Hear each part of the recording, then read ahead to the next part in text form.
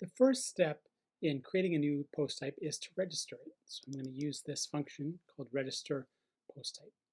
There are some different implementation examples below. And let's go find one that looks like a good choice for us. Go under the source. I'm going to use this one here. This looks like a pretty complete example. Keep in mind the codex changes fairly frequently. It's updated fairly frequently. You can see that this one was contributed, this example was contributed 7 months ago. So, you know, if you every so often you're going to see different examples and different ways of doing things. They also update from time to time, so it's good to review the documentation periodically. I'm going to paste this code in, and let's take a look at the different parts.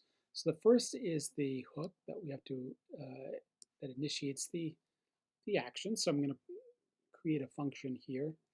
I'm going to call it webd410 custom post types.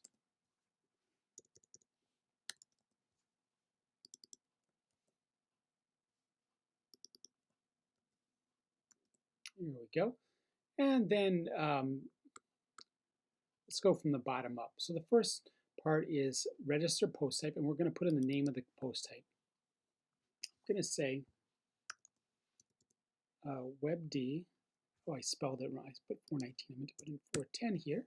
So I'm going to say here webd 410-team. Now, why did I call this webd 410-team and just not team?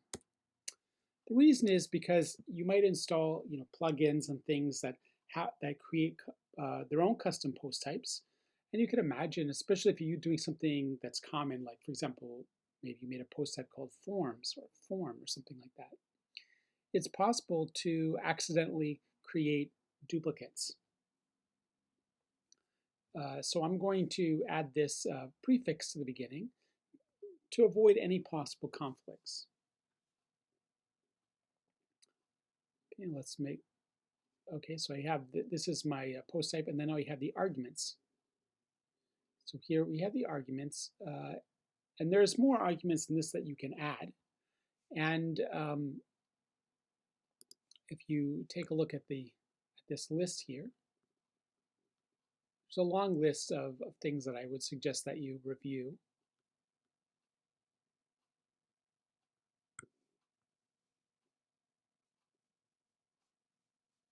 Okay. Let's walk through these different arguments. First one is labels, and labels is an array above here. And what this is these are different labels that show how the custom post type is represented within the administration system. Sometimes they can be pulled into the front end as well in certain situations. So I'm going to change all these labels. Oops. For plural, I think I'll do team members.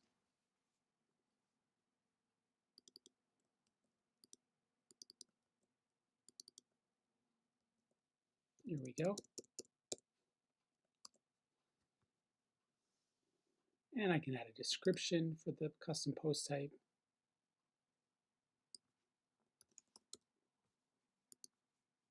We want it to be public. We want it to be public queryable. Yes, show UI, show in menu.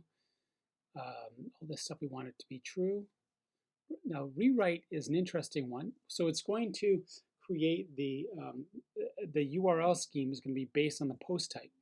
So as this stands right now, the main archive would be this webd410_team. Probably not what we want. What we really want it to say is the slug to be as team. So I'm just going to change the slug here to team. Capability, post, that's good.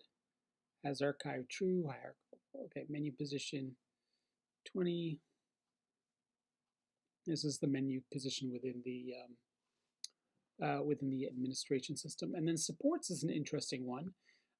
Supports, this is the features that you want to display in the admin. So the title, the editor. I don't need the author here, so I'm going to take that off. And I will keep the thumbnail. And we don't have any taxonomies here. Now, show and rest is an interesting one because what this does is determines whether the Gutenberg blocks are activated or not.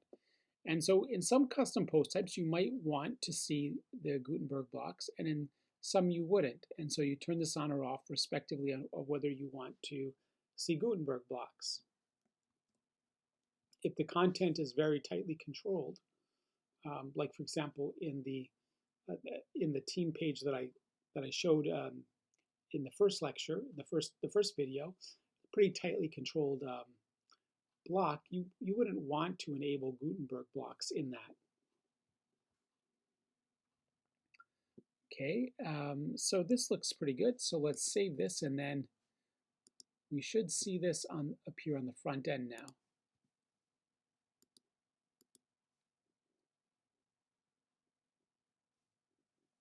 Looks like I got an error here. Let's see what the error message says. View page source. So I can see the message more clearly. It says, expects parameter 1 to be a valid callback. Web init not found. Okay, so that should be easy to resolve. So it's saying it can't find this is the problem. Oh, because it should be 410. I bet that'll fix it.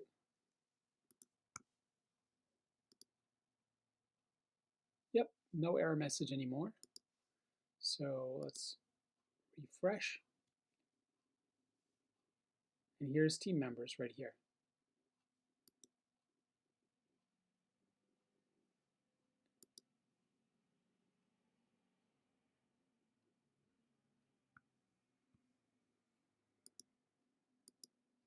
Okay, and here you can set the images. This is where you can set the thumbnail image. So I might want to change some of these labels around because they don't seem quite right. So I'm going to change team cover image to, let's change this to bio image.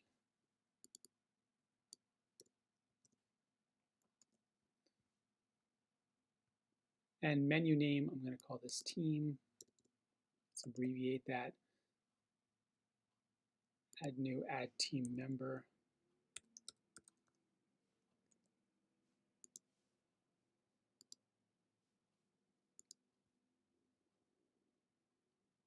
There you go.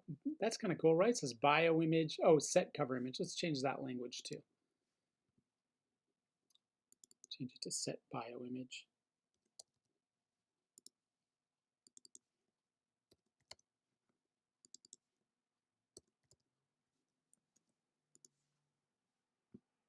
It's kind of neat how easy it is in WordPress to change some of these administration features.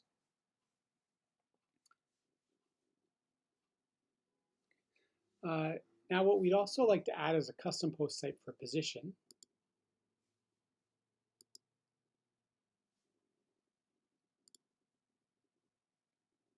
So I already installed ACF, Advanced Custom Fields. Oh, I already have this one that I must have created before a previous class.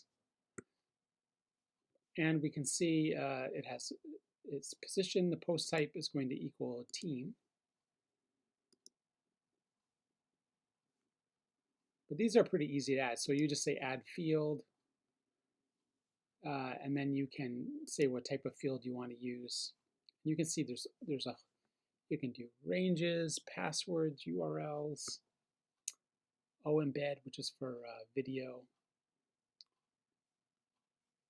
true, false, buttons, date pickers, all kinds of options here that you can use to construct your custom fields. Oops, let me delete this one.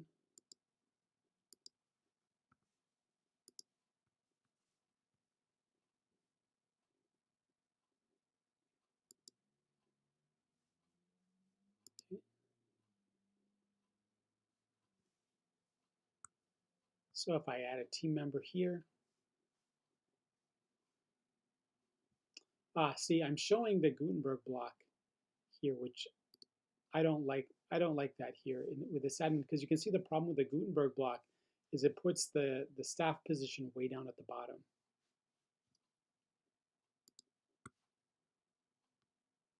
So let's change show and rest to false.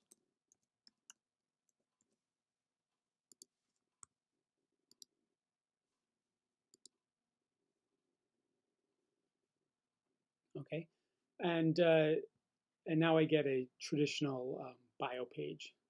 You can see I can enter the team member name, the bio, and the staff position right here, and I can set the bio image here.